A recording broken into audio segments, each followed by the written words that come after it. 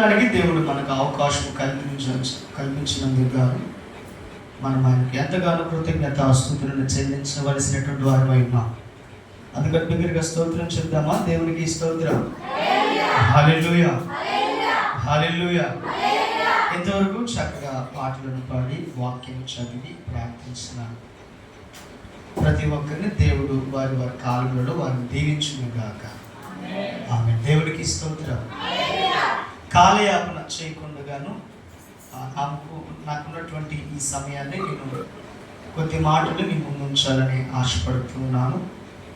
సామెతలు 15వ అధ్యాయంలో నుంచి ఒక వచనాన్ని ఈరోజు మనము ధ్యానపూర్వకముగా ధ్యానిస్తూ ముందుకు వెళ్దామని ప్రభు గారు తెలియజేస్తున్నాను. సామెతలు 15వ అధ్యాయము 3వ వచనాన్ని ఒకసారి చదువుదామా?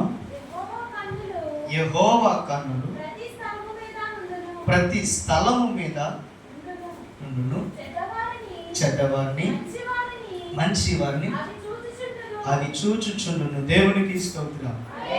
హల్లెలూయా. చిన్న ప్రార్థన చేసుకుందాము. వాక్యం.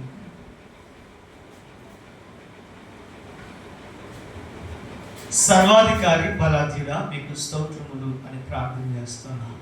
మరి సమయంలో వాక్యమును చేత పట్టుకొని ప్రభువా అయా మా హృదయములు సిద్ధపరుచుకొని వినడానికి మంచి నేలలో పడి ఫలించినట్లుగానే ఈ వాక్యాలు మేము గ్రహించుకున్నట్లు వినే చెవులు గ్రహించేటువంటి మనసు వాక్యానుసారంగా జీవించే జీవితము మాకు దయచేయండి.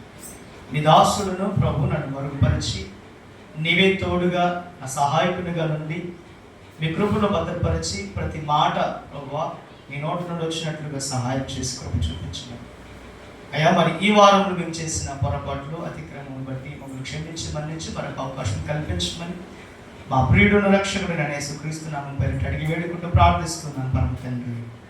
ఆమె. దేవునికి స్తోత్రం.